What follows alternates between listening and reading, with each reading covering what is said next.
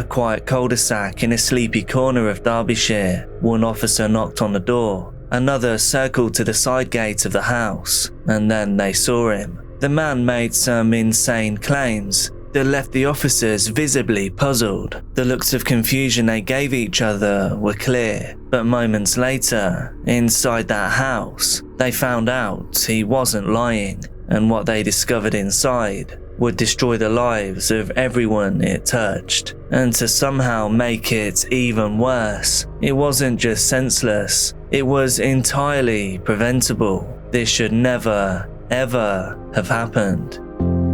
By the way, this is Dark Case, and you can call me Jack. I bring you rare and unseen true crime cases, as well as other things that you may later regret knowing, with multiple uploads every single week. So if that sounds like your kind of thing, join the Dark Case family now by hitting subscribe and turning all notifications on. And now for today's silly little question. What's the strangest or most ridiculous excuse that you've ever used to get out of something? Let me know down in the comments, and I hope they're completely unhinged. All of your support on Patreon and via channel memberships are so appreciated, and I can't thank you enough. However, thank you. But now, on with the video. It was one of those early autumn Saturdays where the air feels softer, like summer hasn't fully left yet. On Shando's Crescent in Killamarsh, a quiet street just outside of Sheffield, 3 kids were running a makeshift sweet stall. Plastic tubs of lollipops, fizzy belts and sour cherries, sold to neighbours to raise money for a cancer charity. Lacey Bennett, 11 years old, was full of energy that day. She'd roped in her best friend, Connie Gent, who was staying over for the weekend. Her big brother, John-Paul, who was 13, helped to set up the table, and their mum, Terri Harris, snapped pictures from the doorway. She posted to a community Facebook group, and the caption read, "Like to thank you for the lovely comments. The kids will be back out tomorrow at the park, or Shando's Crescent. Thank you for your support." And the comments rolled in. They said things like, "Well done to your kids. They were so polite. Credit to you. Lovely to see something so positive." And Terri tagged the 3 children in the posts so that they could read the compliments themselves. She was understandably proud, visibly, radiantly proud of the kids. That night, the children watched movies. Connie had asked to stay for a second night, and her mum said yes. Lacey had a thing for TikTok dances and boy bands. Connie loved music, and she was already talking about what they were going to wear for Halloween. John-Paul was quieter, he was more observant, but he still enjoyed himself. He had a thing for bugs and insects, and he wouldn't hurt one even if it landed on him. Mother Terri, 35, worked in care. She had strong opinions about West Ham United, but that didn't compare to the strength of the bond that she had with her kids. Friends called her fiercely loyal. Her mum called her my rock. And that Saturday night was completely ordinary. It was fun, but it was peaceful. Nobody walking past the house would have sensed what was coming. In fact, no one possibly could have predicted something this unpredictable. The next day was supposed to be another day of sweet selling and sunshine. Terri Harris had finally started to feel like things were settling down. She had her new partner, Damien Bendall, and the pair met online after her last relationship ended. It was still early days, but he seemed calm and polite. He was a bit rough around the edges maybe, but he wasn't unkind. He moved into the family home during the summer of 2021. Terri was raising her kids mostly on her own. John-Paul had now started secondary school. Lacey was growing up fast, with all the personality and sass of a girl who dreamt of TikTok fame. Life was full, but manageable. There was new school routines and a kind of domestic rhythm where laundry and packed lunches become the heartbeat to the full life of each week. To friends, new partner Damien didn't raise any alarm bells. To the legal system though, those bells should have been ringing loud and clear. And this is because when Damien Bendall gave Terri's address as his own, and he did it in order to satisfy a court-ordered curfew, the system accepted it. He was on probation, recently sentenced for an arson offence. The condition of his release was to be at home at night, and to stay inside that address. And in this instance, that address was Terri's. but no one warned her exactly what Damien was capable of. He had been labelled low risk to public, to partners and to children, but that label didn't come from a deep dive by the legal system. Instead, it came from surface level checks. It came from rushed paperwork. It came from boxes being ticked, without time to read the files beneath them. The probation office worker who'd reviewed his case had only been in the job for 6 months. She said that she simply didn't have time to scroll through his full criminal history. And this meant that whatever information was held there, Terri wouldn't find it out either.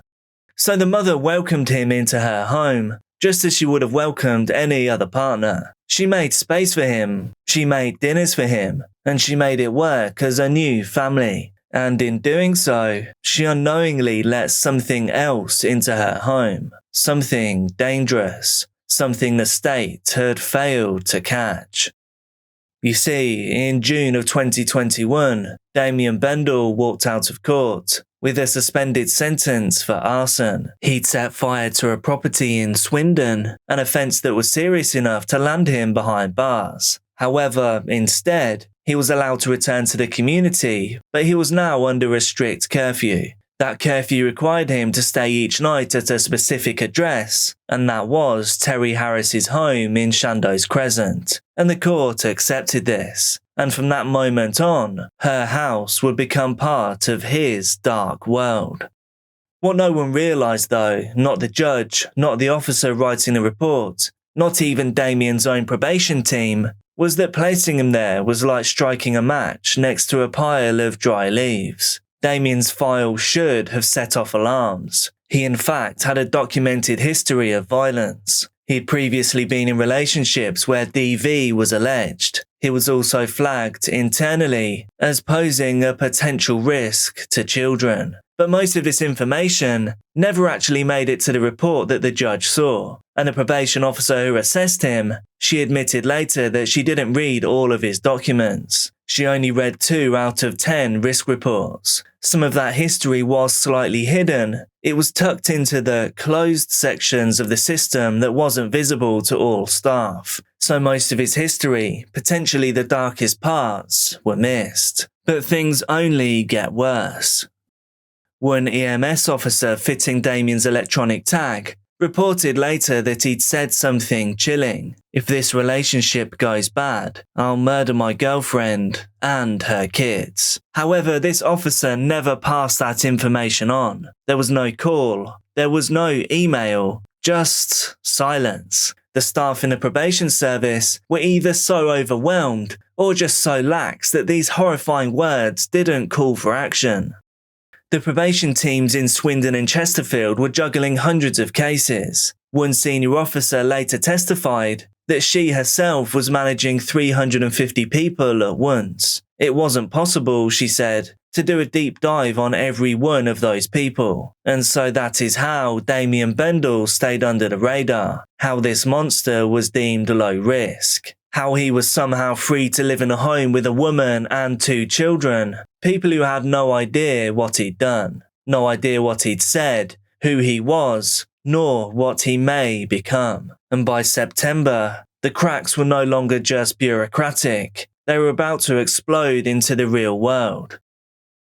Damien had now missed multiple appointments with his substance misuse worker, and he openly admitted to using mild substances and strong alcohol. However, his risk level wasn't reassessed, there was no intervention, there was no escalation of his case, and no alert to the fact that this man, now under curfew in a home with young children, was clearly spiralling.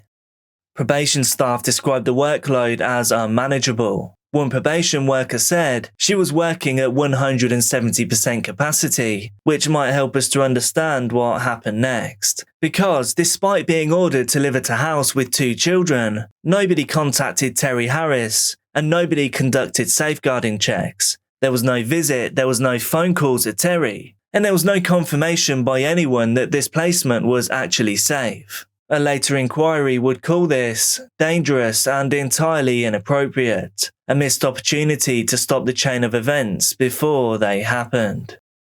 So, meanwhile, Terri went on with life as usual. She was just raising her kids, posting those sweet photos and welcoming Connie for another night at the house. It was a home full of colour, family drawings on the fridge, school shoes lined by the door, tubs of sweeties half full from the weekend's fundraising. Things had moved pretty fast for the new couple.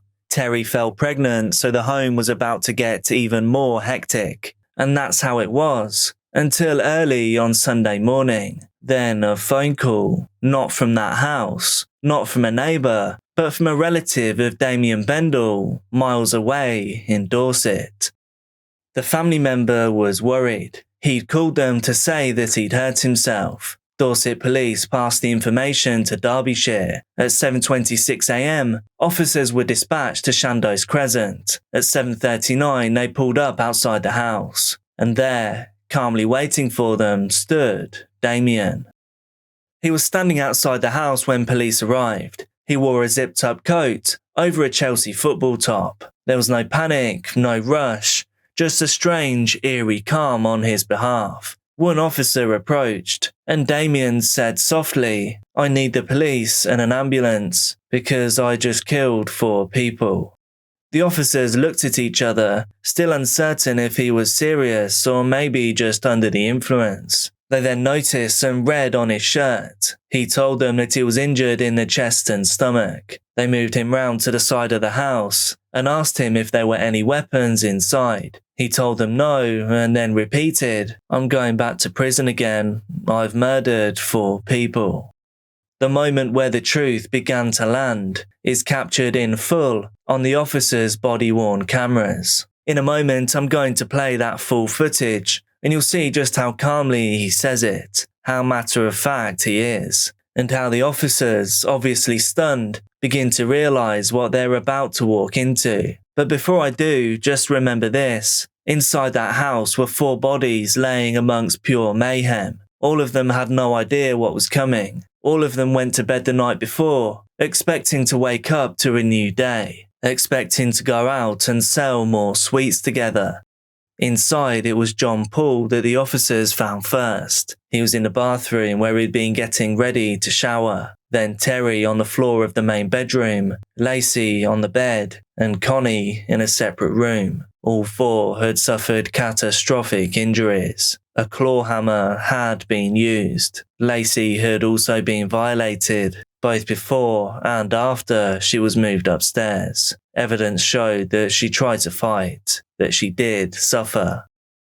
Damien, of course, later told police that he didn't remember much, just that he'd used a hammer, and that he now knew he was going back to prison. When officers cuffed him, he didn't resist. He sat quietly on the curb outside. He was acting as if none of this had really happened. They read him his rights, took him to the station, leaving behind them, inside that house, the silence of what he'd done that stretched from room to room.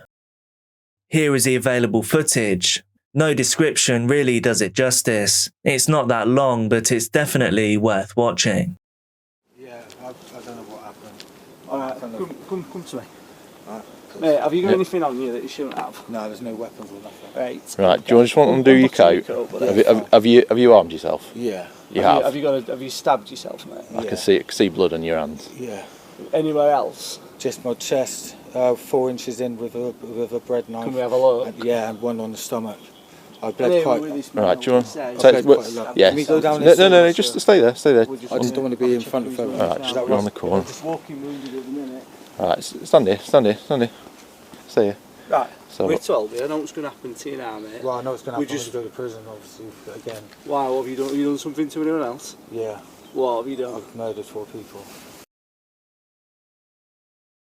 After doing what he did in that house, Damien then took an Xbox from the home and sold it for cash. He then took that money and used it to buy substances. Officers and staff have been working around the clock on this case, and I can now confirm that in the early hours of this morning, 31-year-old Damien Bendall from Killermarsh was charged with 4 counts of murder. He will appear before magistrates in Derby this morning. My thoughts, and those of the whole constabulary, remain with the families of those involved. Specially trained officers continue to support the families at this incredibly sad and difficult time. The loss of Terri, John-Paul, Lacey and Connie has deeply impacted the whole community of Killamarsh and beyond. I would like to thank residents for their support that they have given to the investigation team over the past few days, and to remind the people of Killamarsh that my officers and staff will continue to patrol the area, and you can approach them if you have any information you want to pass on. Thank you. Following the arrest, when Damien appeared in court, he pleaded guilty to all charges, 4 counts of murder, 1 count of violations against Lacey. The families of the victims delivered their statements. Jason Bennett, father of John-Paul and Lacey, said, "It's like my heart has been shattered into a billion pieces, never to be repaired." Connie's dad, Charles Gent, said, "I wake up every morning hoping this has all been a terrible nightmare, but it's not." Inquests into the event revealed a level of systemic failure that stunned everyone involved. Probation officials accepted 51 separate failings. The Chief Inspector of Probation called it unacceptable at every stage. The senior coroner said the tragedy was contributed to by acts or omissions from the very agency meant to protect the public. The curfew order placing Damien in the home was dangerous and entirely inappropriate. No safeguarding checks had been completed. Warnings simply weren't shared. Those obscene electronic tag comments, where he said exactly what he was going to do, were somehow not reported. And yes, staff were overworked and they were under-supported, but regardless of the reasons, none of that will change the outcome for Terri, John-Paul, Lacey and Connie. That house on Chandos Crescent has since been demolished. In its place, a patch of landscaped grass now grows. It's been turfed over in line with the family's wishes. There is a cherry tree planted nearby, with a small plaque in remembrance. But the memory of that weekend, the sleepover, the sweet stall, the pictures of smiling children, all of that does remain. But sadly, so does the pain. Damien Bendall received a whole life sentence. This is a rare sentence in the UK, which means he will never, ever be released. Be careful out there, and I'll see you soon.